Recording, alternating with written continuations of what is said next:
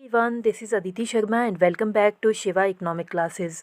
सबसे पहले तो हमारे चैनल पर आने के लिए आपका दिल से धन्यवाद। एंड अगर आप इस चैनल पर नए आए हैं तो प्लीज़ चैनल को सब्सक्राइब कीजिएगा एंड साथ में दिए गए बेल आइकन पर प्रेस करके ऑल नोटिफिकेशंस पर क्लिक करना मत भूलिएगा। तो आज की इस वीडियो में हम लोग डिस्कस करने वाले हैं input output model. Input output model आपके पास, अगर हम एलिमेंट्री मैथमेटिकल इकोनॉमिक्स की बात करें तो यूनिट नंबर 5 में मेंशन्ड है। एंड यहाँ से आपके पास मोस्ट ऑफ द टाइम एक लॉन्ग क्वेश्चन देखने को मिलता है आपके थियोरेटिकल क्वेश्चंस में, ठीक है। तो अगर आपके पास एलिमेंट्री मैथमेटिकल इकोनॉमिक्स में आप थियरी को कवर कर रहे हो तो इसको आपने बिल्कुल डेफिनेटली पढ़ के जाना है। एंड डेफिनेटली काफ़ी ज़्यादा पॉसिबिलिटीज़ है कि ये क्वेश्चन आपके एग्जामिनेशन में आ सकता है, ठीक है। तो चलिए डिस्कस करते हैं हम इनपुट आउटपुट मॉडल के बारे में। सबसे पहले है कि ये जो मॉडल था ये लियंटिफ ने दिया था 1951 में, ठीक है। उसके बाद है कि ये जो मॉडल है इनपुट आउटपुट मॉडल, ये हमें बताता है कि जो डिफरेंट इंडस्ट्रीज़ होती है इकोनॉमी में, उन इंडस्ट्रीज़ में या उन डिफरेंट सेक्टर्स में कैसे इंटरडिपेंडेंस पाई जाती है। मतलब एक सेक्टर जो है कैसे दूसरे सेक्टर पे डिपेंडेंट होता है एंड दूसरा सेक्टर जो है कैसे एक सेक्टर पे डिपेंडेंट होता है। मतलब म्यूचुअल इंटरडिपेंडेंस की ये बात करता है। तो ये जो इंटरडिपेंडेंस होती है इसको हम बोलते हैं सेक्टोरल इंटरडिपेंडेंस, ठीक है।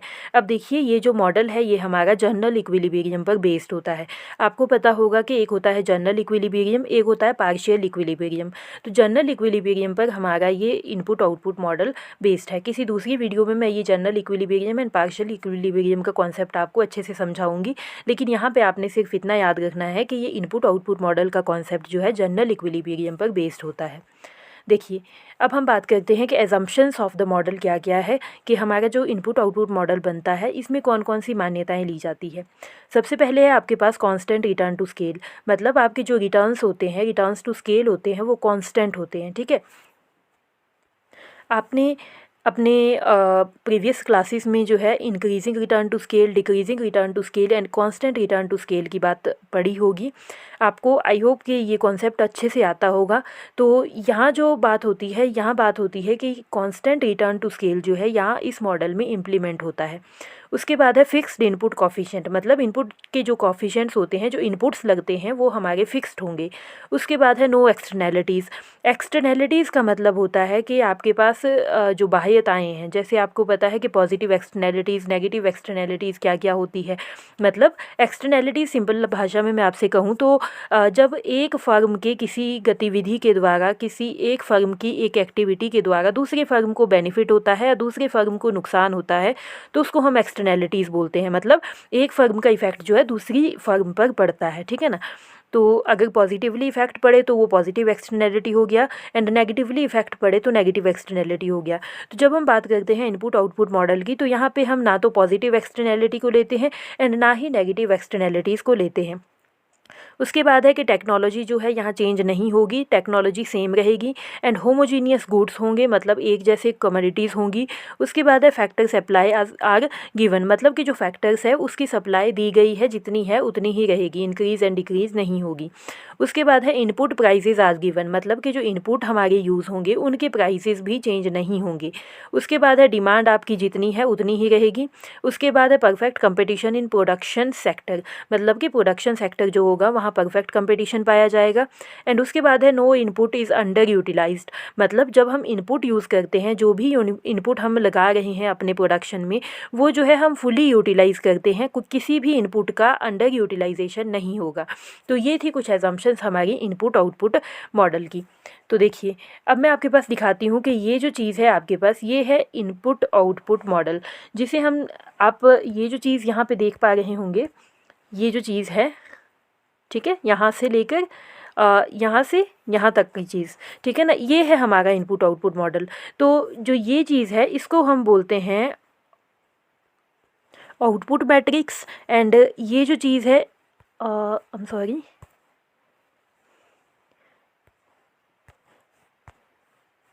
ये जो चीज़ है इसको हम बोलते हैं टेक्निकल कॉफिशिएंट मैट्रिक्स एंड इसको हम बोलते हैं फाइनल डिमांड सेक्टर, ठीक है ना।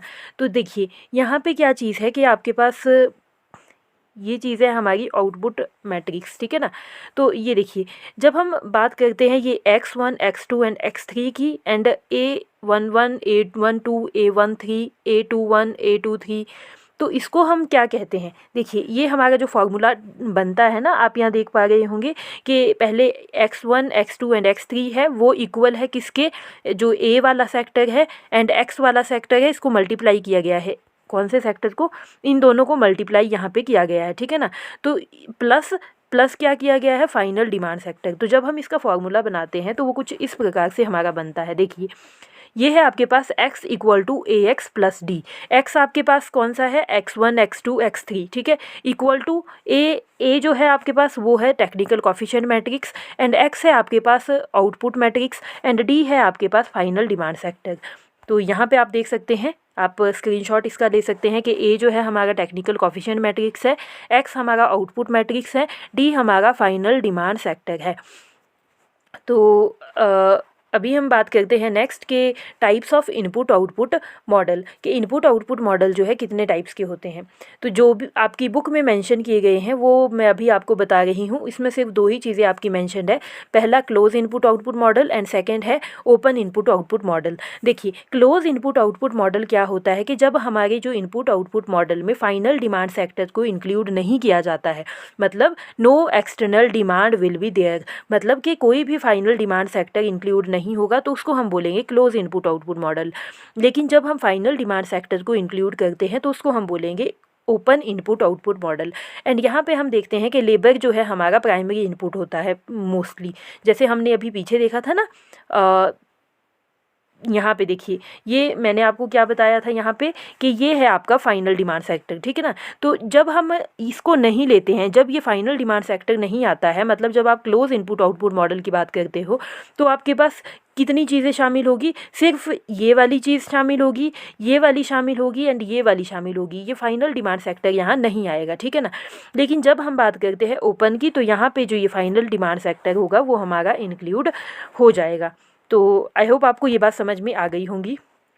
तो अभी हम बात करते हैं टेक्निकल कोफिशिएंट मैट्रिक्स की।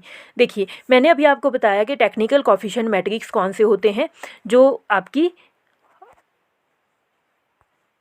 ये चीज़ जो है ये आपका टेक्निकल कोफिशिएंट मैट्रिक्स है, ठीक है ना। तो अभी हम देखते हैं कि ये होता क्या है, ठीक है।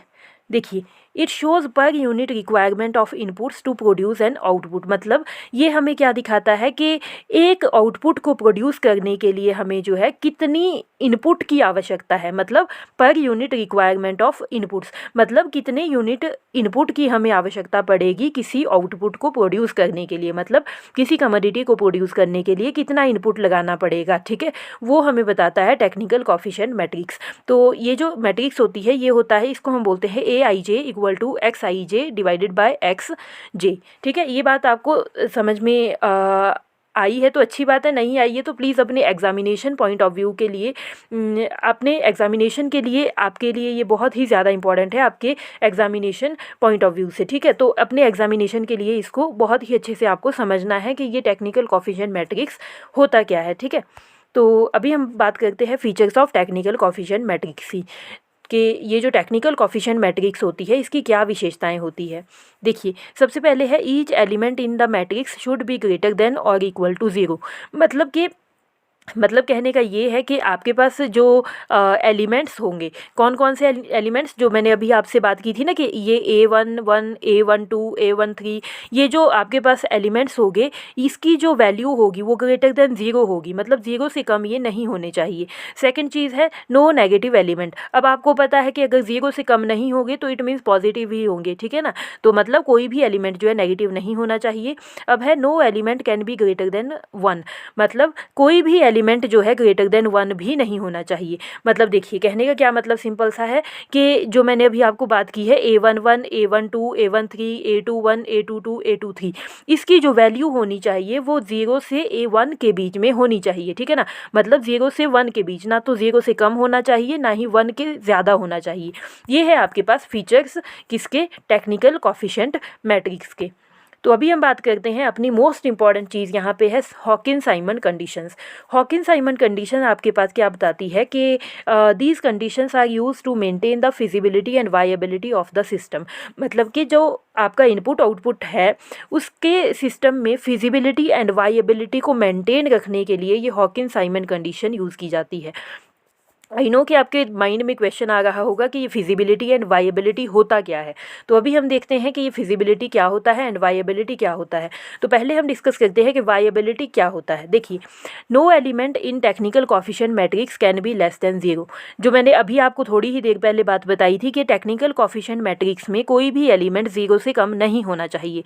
तो इसे बोलते हैं हम वायबिलिटी कंडीशन, कि 0 से कम कोई एलिमेंट नहीं होगा आपके टेक्निकल कोफिशिएंट मैट्रिक्स में। एंड सेकंड चीज़ है फिजिबिलिटी कंडीशन। फिजिबिलिटी कंडीशन क्या बताती है? Sum of elements in each column of inverse coefficient matrix must be equal to 1। देखिए, ये चीज़ आपने बहुत ध्यान से समझनी है कि यहाँ पे मैं कवर नहीं कर पाई हूँ क्योंकि वीडियो बहुत ज़्यादा लॉन्ग हो जानी थी। नहीं तो देखिए, आपने पढ़ा होगा कि अगर आप एमए के स्टूडेंट हो तो आपने डेफिनेटली अपनी क्लासेस में पढ़ा होगा कि एक इनवर्स मैट्रिक्स होती है, ठीक है ना। इनवर्स कोफिशिएंट मैट्रिक्स के जो एलिमेंट्स होंगे, ठीक है ना। देखिए, ये क्या बता रहा है? Sum of elements in each column of inverse coefficient matrix must be equal to 1। मतलब कि जो इनवर्स कोफिशिएंट मैट्रिक्स के जो कॉलम होंगे, जब उनको हम जोड़ते हैं तो उसका जो सम आना चाहिए वो इक्वल टू 1 आना चाहिए, ठीक है ना। मतलब इनवर्स कोफिशिएंट मैट्रिक्स के कॉलम को जोड़ने के बाद जो संख्या आएगी वो इक्वल टू 1 आनी चाहिए। इसको हम बोलते हैं फिजिबिलिटी कंडीशंस। तो अभी हम बात करते हैं अब कि आपका जो हॉकिंस साइमन कंडीशंस है वो क्या कंडीशंस है, क्योंकि कुछ एक कंडीशंस इम्प्लीमेंट होती है यहाँ पे। तो उन कंडीशन जो ये जो 5 कंडीशंस यहाँ पे लिखी है मैंने, ये आपके पास मेंटेन करती है किसको? आपकी फिजिबिलिटी एंड वायबिलिटी को, ठीक है ना। मतलब कि जब ये कंडीशन आपकी फुलफिल होगी तभी आपकी जो टेक्निकल कोफिशिएंट मैट्रिक्स है उनकी वैल्यू लेस देन 0 नहीं जाएगी, ठीक है ना। तो अब ये कंडीशंस क्या है? सबसे पहले है determinants of i minus A should be positive. i minus A का क्या मतलब है? आपके पास जो इनपुट आउटपुट मॉडल है, जो आपका मैट्रिक्स है, टेक्निकल कोफिशिएंट मैट्रिक्स है, तो जो उसके डिटर्मिनेंट्स होंगे वो पॉजिटिव होने चाहिए, ठीक है ना। मतलब 0 से ग्रेटर होने चाहिए, लेस नहीं होने चाहिए। उसके बाद है diagonal elements of i minus A should be positive. उसके बाद है all principal minus in the matrix should be positive. फिर है sum of input coefficient should be less than 1। मतलब सम ऑफ इनपुट कोफिशिएंट, जो हम इनपुट लगा रहे हैं उनका जो सम होगा वो लेस देन 1 होना चाहिए। उसके बाद है sum of all elements in each column of the matrix include the labour coefficient should be equal to 1। मतलब कि sum of all element in each column of the matrix, मतलब कि जब हम कॉलम्स को जोड़ते हैं, ठीक है ना, कॉलम्स को जब हम जोड़ते हैं तो उसका जो सम आना चाहिए वो हमारे पास, जब हम लेबर कोफिशिएंट को जोड़ते हैं तो वो जो है इक्वल टू 1 आना चाहिए। लेकिन जब हम लेबर को इंक्लूड नहीं करते हैं, मतलब फाइनल डिमांड फैक्टर्स को इंक्लूड नहीं करते हैं, तो वो हमारे पास लेस देन 1 होगा, ठीक है ना। तो ये है आपके पास 5 कंडीशंस हॉकिंस साइमन कंडीशंस की, ठीक है ना। तो जब ये कंडीशंस फुलफिल होगी तभी आपके पास वायबिलिटी एंड फिजिबिलिटी की कंडीशंस फुलफिल हो सकती है, एंड तभी आपके पास जो इनपुट आउटपुट मॉडल है वो बन सकता है। तो ये था आज का टॉपिक। अब यहाँ देखिए, आपके पास आई नो के बहुत ज़्यादा क्वेश्चंस होंगे आपके माइंड में अगर आपको कुछ भी नहीं पता है इस एलिमेंट्री मैथमेटिकल इकोनॉमिक्स के बारे में।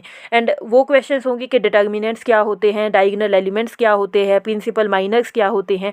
तो माय डियर फ्रेंड्स, बहुत ही जल्दी आप लोगों के लिए इस पर भी एक वीडियो आने वाली है जिसमें आपको ये सारी चीज़ें बताई जाएगी कि डिटर्मिनेंट्स क्या है, डायगोनल एलिमेंट्स क्या है, ऑल प्रिंसिपल माइनर्स वगैरह ये चीज़ें क्या है।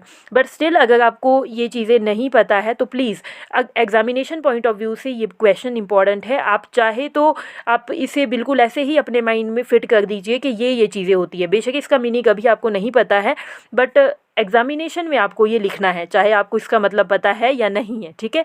तो मैं कोशिश करूँगी कि एग्ज़ाम से पहले पहले आपके लिए ये वीडियो भी ज़रूर आ जाएगी, तो आपको सारी चीज़ें अच्छे से क्लियर हो जाएगी। तो आज की वीडियो में हम लोगों ने डिस्कस किया है कि इनपुट आउटपुट मॉडल क्या होता है, हॉकिंस साइमन कंडीशन क्या होती है, एंड टेक्निकल कोफिशिएंट मैट्रिक्स क्या होती है। तो आज की वीडियो में बस इतना ही। Thank you so much for watching the video, and if you like the video, like share and subscribe the channel. And yes, अगर आपको वीडियो पसंद आती है, ये वीडियो आप लोगों के लिए इन्फॉर्मेटिव है, तो प्लीज़ कमेंट बॉक्स में आप यस टाइप कर दीजिएगा ताकि मैं आप लोगों के लिए और भी ऐसी ही वीडियोज़ बना सकूँ। So all the best and bye bye.